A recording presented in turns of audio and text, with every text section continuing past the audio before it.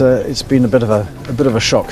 However much one tries to prepare oneself for something like this, it's still a dreadful shock, and we're still trying to come to terms with that. And it's very, very sad. It has been by any measure a profound and startling development, one that has sent ripples through the corridors of power within the House of Windsor and beyond. Prince Edward's recent announcement signalling his departure from Buckingham Palace has stunned observers and royal watchers alike. Even with the benefit of preparation, no one is ever truly ready for such news. The gravity of the decision weighs heavily, and those close to the prince are still coming to terms with its full significance. The mood, as one insider confided, remains very, very sad. This momentous declaration from the youngest child of the late Queen Elizabeth II has raised pressing questions about his motivations. Is this a bid for personal freedom, a desire to escape the constraining spotlight that has followed the Windsors for generations? Could it be evidence of a deeper, perhaps unresolved rift with his siblings or other members of the royal family? Or is it rather a deliberate step towards the modern redefinition of royal roles, a move aligned with King Charles III's ongoing vision for a streamlined and contemporary monarchy? As we delve into the layers of this surprising and consequential development, we seek to unpack Prince Edward's past, his ambitions, and what his departure might portend for the future of one of the world's oldest and most scrutinized royal dynasties. Prince Edward, born on March 10, 1964 at Buckingham Palace, has long occupied a somewhat unique position within the royal family. Unlike his elder brothers, King Charles III and Prince Andrew, who have lived lives saturated with intense public and military service, Edward has often preferred a quieter, more behind-the-scenes existence. Raised under the relentless gaze of the public eye, he charted a path markedly distinct from his siblings. His educational journey took him to the hallowed halls of Cambridge University, where he earned a degree in history. Shortly thereafter, he immersed himself in the arts, beginning with a stint at the theatre company founded by Andrew Lloyd Webber, a clear signal of his ambition to forge an independent identity beyond the conventional royal mold. In 1993, Edward took a bold step by founding Ardent Productions, a company dedicated to television and theatre. While his enterprise encountered its share of criticism, with detractors questioning both its management and the quality of its productions, it undeniably underscored Edward's desire to craft a career on his own terms, distinct from the traditional royal template. Edward's personal life, too, marked a departure from royal convention in subtle ways. In 1999, he married Sophie Rhys-Jones, who was swiftly bestowed the title Duchess of Edinburgh following his elevation to Duke after the death of Prince Philip. Their union, though celebrated publicly, was characterized by an understated elegance and a mutual preference for privacy. It was clear that for Edward and Sophie, royal lineage and the accompanying pomp were secondary to forging a life centered on family and personal fulfillment. Over the years, Edward has dutifully undertaken numerous royal engagements, earning respect for his reliability and the modest, steady manner in which he has fulfilled his responsibilities. As Earl of Wessex and later as Duke of Edinburgh, his roles expanded, yet he continued to eschew the headline-grabbing antics that have sometimes overshadowed other members of the royal family. In a move that shocked the palace and the public alike, Prince Edward announced his decision to step back from Buckingham Palace, signaling a seismic shift in his royal trajectory. "It's been a bit of a shock," Edward reportedly confessed. "However much one tries to prepare oneself for something like this, it's still a dreadful shock. We're still trying to come to terms with that, and it's very, very sad." Such actions by him are not entirely unprecedented, but remain shocking given the weight of tradition and expectation. Earlier in his life, at just 22, Edward had taken a similarly bold step, stepping away from a future in the Royal Marines.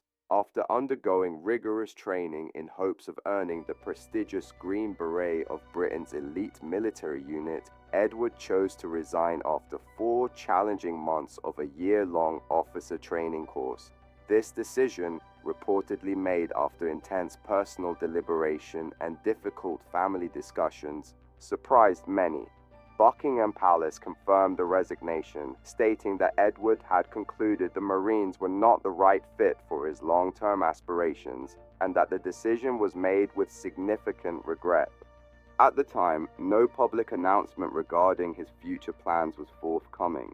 This resignation followed a weekend summit at the royal family's Sandringham estate in Norfolk, where Edward reportedly presented his case in a difficult conversation involving Queen Elizabeth II, Prince Philip, his elder brothers Prince Charles and Prince Andrew, and Princess Diana. Despite a lack of familial support, Edward stood firm, expressing that continuing in a career he disliked would leave him feeling trapped. Soon after, Edward formally handed in his resignation and uniform at his training base in Lympstone, southwest England. An officer there recalled the prince's warm farewell to his fellow officers, underscoring the respect he commanded despite the unexpected decision. Prince Philip, who held the honorary title of Captain General of the Royal Marines, was said to have been particularly displeased with the resignation, given the family's strong military tradition. Both Edward's father and elder brothers served with distinction in the Royal Navy, making the decision especially poignant. The prince's struggle became public knowledge after London newspapers highlighted his predicament shortly before the resignation. Interestingly, a poll conducted during that period revealed strong public support for Edward's autonomy, with most Britons believing he should be free to leave if that was his wish. For Edward, personal fulfillment was paramount. Reports suggested that he was considering a career in theatre, a passion sharply at odds with the rigidity of military life. Despite family pressure and disapproval, Edward chose to prioritize his happiness and ambitions over established expectations. Some critics viewed this as a sign of weakness, but many others saw courage and authenticity in his decision, a willingness to stand firm against immense pressure to pursue a path true to himself. This unexpected farewell to Buckingham Palace marks a significant chapter in the modern history of the British monarchy. The palace itself, a symbol of the enduring presence and continuity of the royal institution, makes Edward's departure all the more momentous. According to reports, Edward and Sophie plan to focus on their residence at Bagshot Park, Surrey, seeking a more private and family-oriented life away from the center of royal power. Their decision comes amid broader shifts within the royal family as King Charles III continues efforts to streamline the monarchy and redefine its role in contemporary Britain. Edward's move may be seen as aligning with the king's vision while also asserting a desire for a personal lifestyle less burdened by public expectation. This departure from Buckingham Palace raises numerous questions. How will it affect the dynamics within the House of Windsor? What does it signal about the future role of the extended royal family? And crucially, what does it reveal about the evolving nature of royalty in the 21st century? The answers remain to be seen, but one thing is certain. Prince Edward's decision has injected fresh urgency into the ongoing debate about the balance between tradition and modernity in Britain's monarchy. The evolving nature of royal responsibilities has increasingly demanded a delicate balance between public duty and personal life.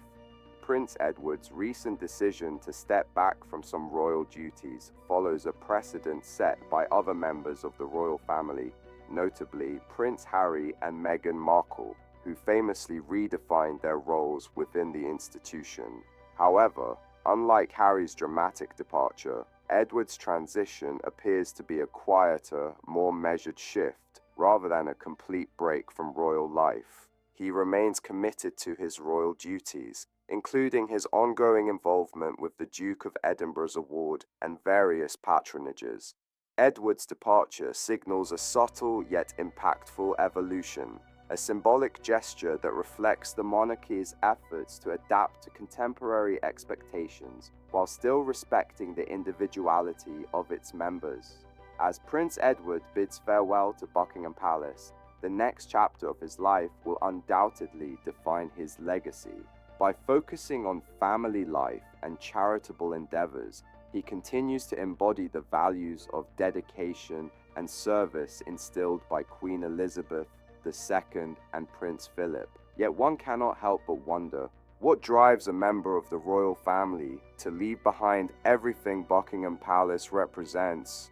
The constant criticism, immense pressure, and lack of personal freedom intrinsic to royal life can push even the most steadfast to consider a different path. For Prince Edward, forging a life outside the immediate royal spotlight came with unrelenting judgment. Every misstep was magnified, his family's support often overshadowed by public and media scrutiny. Add to this the harsh spotlight of relentless media attention and the inevitable family tensions, and it becomes clear how the stringent rules and towering expectations of royal life could feel suffocating for someone yearning to carve their own identity. Edward's attempt to transition from royal duties to a career in the entertainment industry was a bold, tumultuous journey. His fascination with show business dates back many years. As he once candidly expressed, he loved the rasmus of the entertainment world, a wonderful realm of fantasy and make-believe. What he truly sought was a way to inspire others and engage meaningfully across various artistic and charitable activities.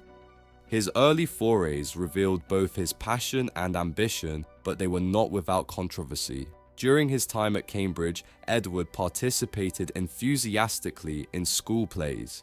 Later, in 1987, he produced the Grand Knockout Tournament, a charity event that attracted widespread ridicule and was described by some critics as the most damaging royal spectacle since the Cromwell era. Despite this, Edward pressed forward undeterred. He joined Andrew Lloyd Webber's Really Useful Group and co-founded a theatrical production company in 1990. Unfortunately, that venture failed within a year, accumulating debts of some £600,000. In 1993, Edward took his most daring step yet by launching Ardent Productions, a company he claimed embodied ambition, motivation, and strength, with aspirations to produce serious arts, drama, and documentaries for British television. Edward sought to distance himself from royal-themed content, insisting Ardent would focus on broader subjects.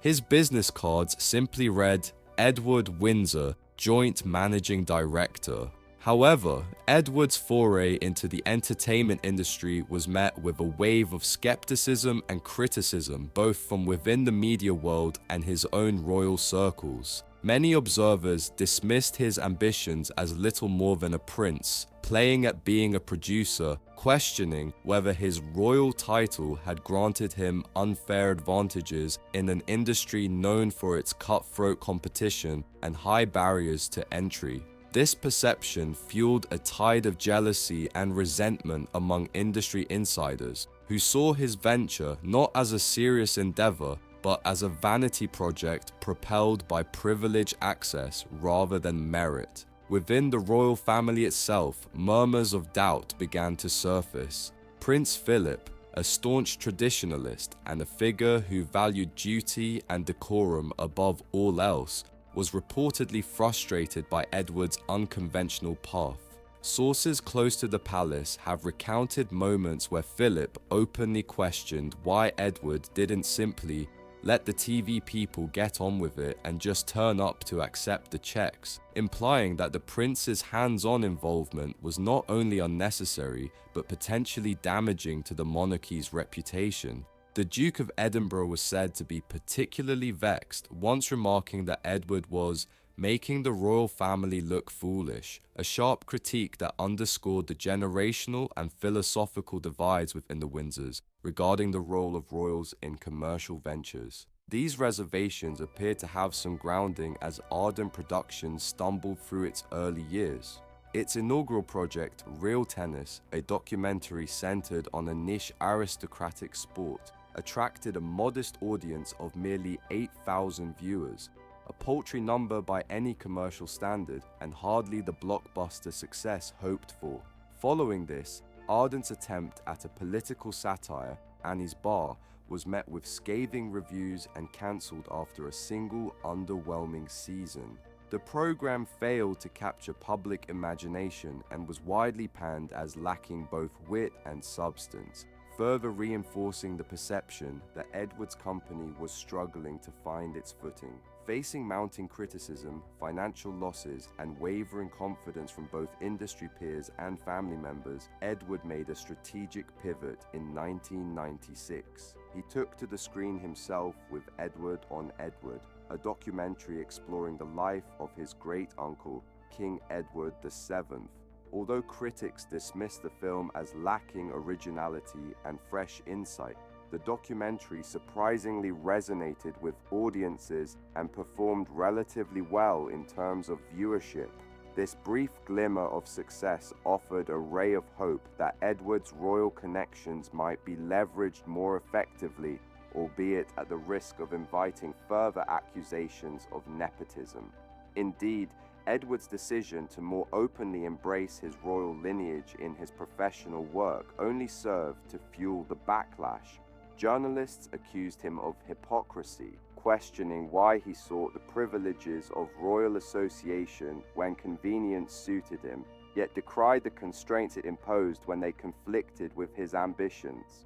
Industry competitors grumbled about the preferential treatment Ardent received, including exclusive access to senior members of the royal family and coveted footage unavailable to other production companies. This access, while invaluable for Ardent's projects, intensified resentment and fed a narrative that Edward's ventures were more about exploiting royal connections than delivering quality content. Compounding Edward's professional challenges were difficulties on the personal front, most notably involving his wife, Sophie, Countess of Wessex. In 2001, Sophie was duped by a con artist posing as a public relations client, a scandal that, while not severe, attracted unwelcome media attention. Combined with the mounting controversies surrounding Ardent Productions, these events prompted a significant response from Buckingham Palace. The royal household undertook a comprehensive review of commercial engagements by working royals, leading to the implementation of stricter guidelines to regulate and monitor their involvement in business ventures.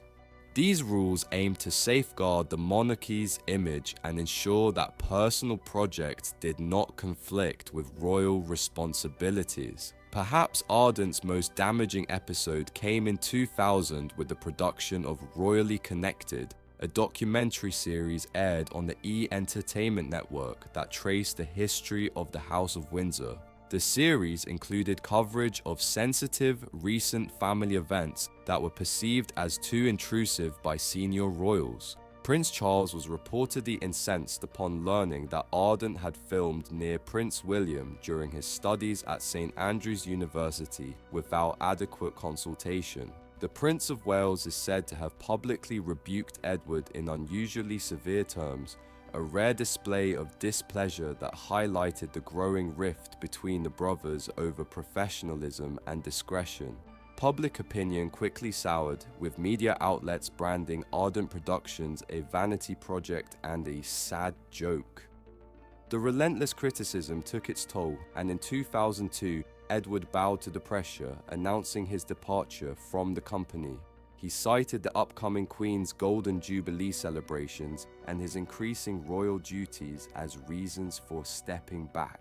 Though his farewell was marked by optimistic statements about the future, Ardent limped on for several more years before entering liquidation in 2009 and officially dissolving in 2011 with minimal assets remaining. Despite the commercial failure of his media ambitions, Edward and Sophie gradually solidified their reputations as dedicated, hard-working members of the royal family. Their shift towards full-time royal duties earned them respect among both their peers and the public. In the tumultuous years following Queen Elizabeth II's passing, and amid scandals involving Prince Andrew, as well as the high-profile departure of Prince Harry and Meghan Markle, Edward's personal and professional journey reflects the broader challenges faced by modern royals. Balancing personal ambition with traditional expectations remains a complex, often fraught endeavor. Edward himself has encapsulated this tension succinctly, describing his position as a no-win situation where any choice risks criticism from multiple sides. His experience resonates with many who value authenticity, but must operate within the confines of long-established conventions and public scrutiny. Through perseverance, Edward has carved out a distinct role, one that highlights the evolving nature of monarchy in the 21st century, where personal identity and institutional responsibility intersect in increasingly complicated ways. But what was life like for Edward at Buckingham Palace before his decision to step back? As the youngest child of Queen Elizabeth II and Prince Philip, his upbringing was a unique amalgamation of privilege, duty, and the persistent quest for individuality within the immense pressures of royal expectation. Buckingham Palace, the symbolic epicenter of British monarchy, was not only a home but also a stage on which every family member's actions carried profound historical and cultural weight. It was within these ornate walls, amid centuries of tradition and ceremony, that Edward's formative years unfolded, shaped by royal protocol, parental guidance, and the occasional moments of genuine familial intimacy. From his earliest days, Edward's life was a study in contrasts. The immense public attention that accompanied his birth on March 10, 1964, was soon tempered by the private, often quieter rhythms of palace life. Queen Elizabeth II and Prince Philip, despite their overwhelming royal commitments, were determined to nurture a strong family unit. They regularly set aside time for intimate dinners and private conversations in the palace's more secluded quarters, sanctuaries where the burdens of monarchy briefly lifted, allowing for genuine connection and warmth. These private moments were precious, especially in an environment where public appearances and official duties often overshadowed family life. Within the grandeur of Buckingham Palace, Edward's childhood was punctuated by formal state occasions, grand dinners, royal receptions, and diplomatic visits that brought the world's attention to London. Yet alongside these high-profile events, the young prince found refuge and freedom in the sprawling palace gardens. These verdant spaces offered a rare escape, a place to play, explore, and momentarily shed the weight of his royal identity. It was here, beneath the ancient trees and manicured lawns, that Edward could be just a boy, away from the relentless scrutiny of the media and public. Education was another cornerstone of Edward's early life, carefully designed to prepare him both for royal duties and for personal fulfillment. His initial years were marked by private tutoring within the palace, a customary practice for royal children, ensuring a tailored and rigorous academic foundation. Subsequently, he was enrolled at Gordonstoun School in Scotland, an institution renowned for its challenging curriculum and emphasis on character development, an alma mater shared by his father, Prince Philip, and elder brother, Prince Charles. It was at Gordonstoun that Edward's passion for the arts, particularly theatre and drama, began to take root. This creative inclination set him apart from his siblings, who largely pursued more traditional royal paths. After completing his secondary education, Edward proceeded to the prestigious University of Cambridge, where he earned a degree in history. His time at Cambridge was formative, exposing him to intellectual rigor and expanding his worldview beyond the immediate confines of palace life. Upon returning to Buckingham Palace, Edward embraced the life of a working royal, undertaking official duties that connected him to the public and the many charitable causes supported by the crown. Unlike Prince Charles and Prince Andrew, who charted paths steeped in military tradition, Edward chose a different course, one that harmonized royal obligation with personal passion. Early in his professional journey, he briefly worked with the legendary composer Andrew Lloyd Webber's theatre company, gaining invaluable experience in stage production and artistic collaboration. In 1993, Edward founded his own production company, Ardent Productions, focusing on television and theatrical projects. This enterprise marked a significant departure from the conventional royal mold, signaling his determination to forge an independent identity while respecting his responsibilities as a member of the royal family. Despite his creative pursuits, Buckingham Palace remained Edward's primary base, a place where official receptions, formal events, and family milestones regularly unfolded. The palace was a symbol of continuity, history, and duty, and Edward's presence there was a constant reminder of his commitment to the monarchy. Over time, he balanced his public role with a more private domestic life at Bagshot Park, Surrey, which he shares with his wife, Sophie, Countess of Wessex. This residence, distanced from the capital's intense media spotlight, offers the family a sanctuary to nurture normalcy and familial bonds away from royal pageantry. Edward's journey was far from straightforward. His personal and professional choices often placed him at the intersection of tradition and modernity, prompting public curiosity and media scrutiny. Behind the scenes, Edward grappled with the expectations of a royal family undergoing transformation, while simultaneously seeking his own path in a world increasingly indifferent to inherited privilege. His willingness to pursue the arts over a military career and his later decision to reduce his royal commitments reflect a broader narrative of change within the House of Windsor, where younger generations negotiate the complex legacy of duty, identity, and autonomy.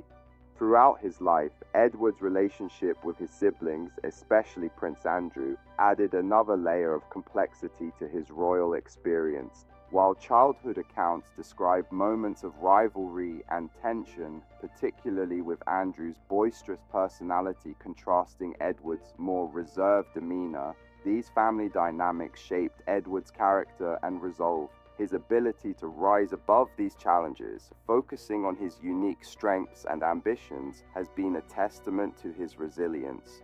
Moreover, Edward's marriage to Sophie, Countess of Wessex, brought a new dimension of stability and partnership. Their union, marked by mutual respect and a shared desire for a relatively private life, stood in contrast to the tumultuous relationships and public scrutiny experienced by other members of the royal family. Their measured approach to royal duties and personal privacy has been widely admired and has contributed to Edward's reputation as a dependable and grounded figure within the monarchy. In sum, Prince Edward's life within Buckingham Palace was shaped by the intertwining forces of royal expectation and personal aspiration. His narrative is emblematic of a modern monarchy in flux, a centuries-old institution confronting the need for evolution while honoring its heritage. Edward's story offers a nuanced portrait of a prince who has navigated this terrain with a blend of duty, creativity, and quiet determination, striving to reconcile the demands of his lineage with the pursuit of authentic self-expression.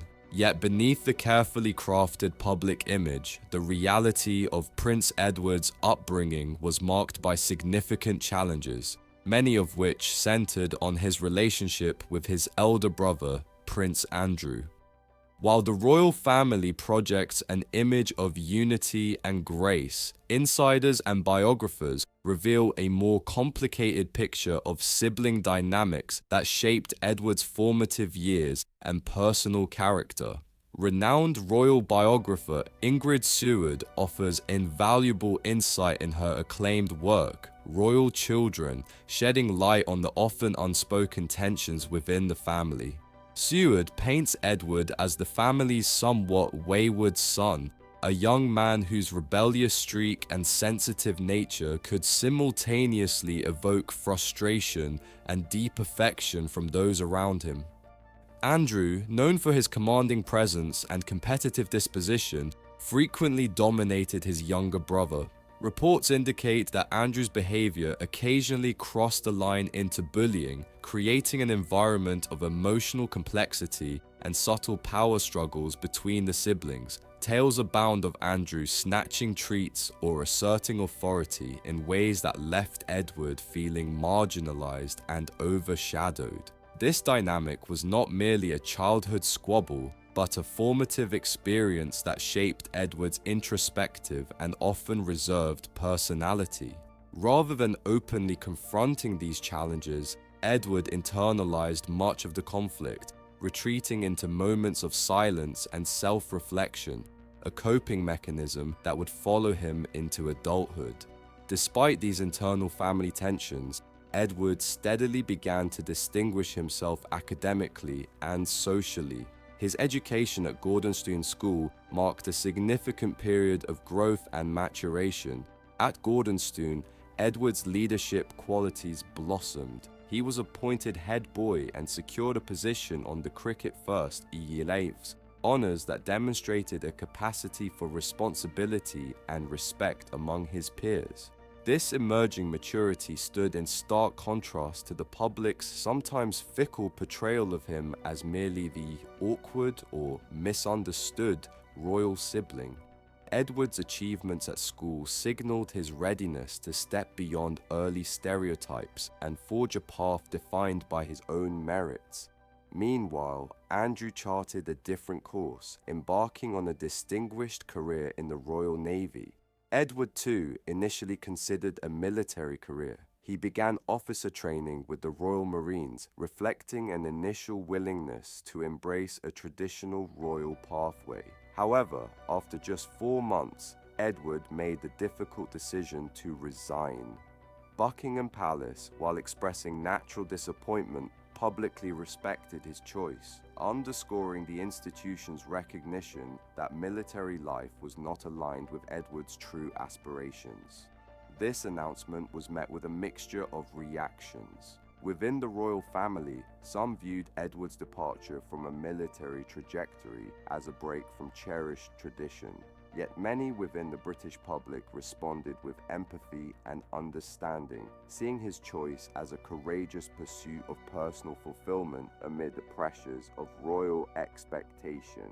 Public opinion polls conducted at the time revealed that a significant portion of Britain supported Edward's autonomy, signaling a subtle shift in societal attitudes towards the balance between duty and individuality within the monarchy. Following this turning point, Edward turned his attention to the arts and public service, intent on crafting a career that blended creativity with royal responsibility. This was a path less traveled by members of the royal family, and it came with its own unique challenges. Questions persisted about whether Edward's desire for a more private, artistically focused life could truly coexist with the inescapable public demands of his royal status. Alongside him, Sophie, now Duchess of Edinburgh, emerged as a steadfast partner and collaborator. Together, they have long supported the crown with quiet dedication, earning respect for their unwavering commitment and measured approach. However, their relatively low public profile compared to more high-profile royals has meant that many members of the public remain less familiar with their personal stories and the depth of their contributions. Beneath this reserve lies a fascinating and occasionally fraught individual navigating the often contradictory demands of tradition, public duty, and personal desire. Edward's journey reveals layers of complexity, whispered familial tensions, nuanced debates over titles and roles, and a sometimes strained relationship with the media, which has oscillated between intrusive curiosity and critical scrutiny. The public's concern was heightened by the recent passing of two towering figures in Edward's life, Queen Elizabeth II and Prince Philip, whose deaths occurred within a short span, deeply affecting the entire royal family. Commentators and fans alike pondered whether Edward's diminished appearance might reflect the weight of these profound losses. However, Buckingham Palace has remained circumspect, offering no official confirmation of health concerns. Some reports, including those from the German publication Bern, cited palace assurances that Prince Edward is fine, yet the absence of detailed information has only intensified public curiosity and speculation. In a gesture steeped in tradition and familial legacy, King Charles III officially conferred upon Edward the title Duke of Edinburgh in March 2023. This honor symbolizes the passing of a mantle long held by their late father, Prince Philip, who bore the title for over 7 decades. It was widely regarded as fulfilling Prince Philip's expressed wish that Edward continue his legacy. Before this elevation, Edward was known as the Earl of Wessex, a unique title he personally requested on his wedding day in 1999. Inspired by the fictional character Lord Wessex from the film Shakespeare in Love, Edward's choice marked a departure from royal convention, as he became the first of Queen Elizabeth's sons not to receive a dukedom immediately upon marriage. The Queen honored this unusual preference, further signaling Edward's desire for a path somewhat distinct from tradition. During the early years of their marriage, Edward and Sophie balanced their royal duties with private careers, a testament to their pragmatic approach to public life. However, by 2002, the year commemorating the Queen's Golden Jubilee, they fully embraced their roles as working royals. Sophie has since concentrated much of her efforts on championing initiatives supporting women and children, becoming known for her quiet dedication and compassionate involvement. Edward, on the other hand, has emerged as a passionate patron of the arts, using his position to support theatres, museums, and cultural organisations across the United Kingdom. Now, as Duke and Duchess of Edinburgh, the couple shoulders even greater responsibilities, symbolizing the enduring legacy of Prince Philip, while simultaneously carving out their own distinct path in royal service. Public perceptions of Edward and Sophie have undergone a remarkable evolution.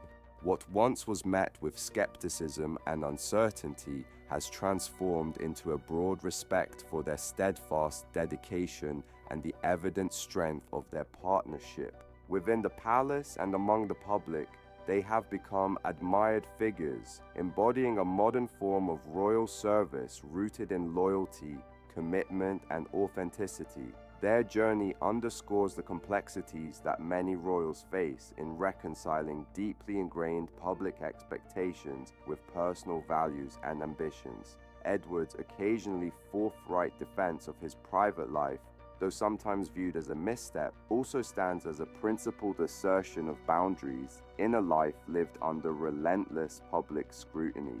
His experience highlights the tensions that arise when personal desires intersect with the rigid structures of monarchy.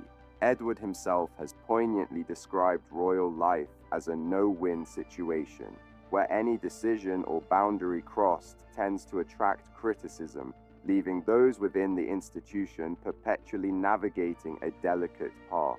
This admission invites us to ponder: if we were in his position, surrounded by the grandeur and history of Buckingham Palace, yet yearning for personal autonomy, would we have the courage to step away and forge a new path? As we reflect on Prince Edward's unique journey, we invite you, our audience, to share your thoughts, insights, and perspectives in the comments below. What does his story reveal about the modern monarchy's evolving nature? How do you interpret his efforts to balance tradition with individuality? If you found this comprehensive look into Prince Edward's life enlightening, please do like, share, and subscribe to our channel for more expert royal analyses and updates. And don't forget to click on the next video displayed on your screen. You're sure to find it equally engaging.